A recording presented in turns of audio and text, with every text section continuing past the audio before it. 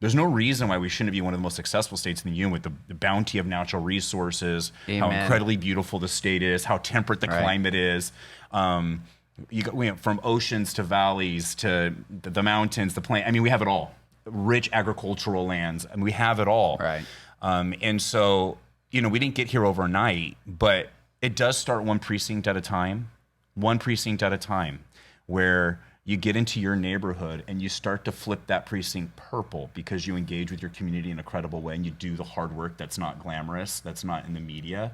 And then you just fight for a practical balance story again to get back to that.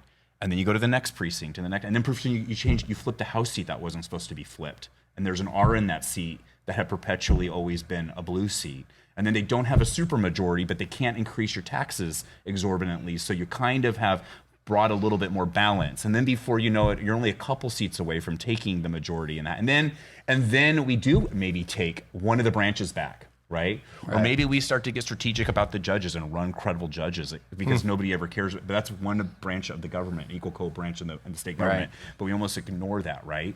So there's ways to be strategic that over time, like to do the hard work that's not glamorous, one PCP, one precinct at a time, one competitive neighborhood at a time to turn Oregon back. It didn't happen overnight. It's not going to come back to us overnight. But I do believe, even though a lot of people are leaving the state, I mean, we've seen it in the news and representation that Oregon's worth fighting for. Yeah. And the hyper radical ideological,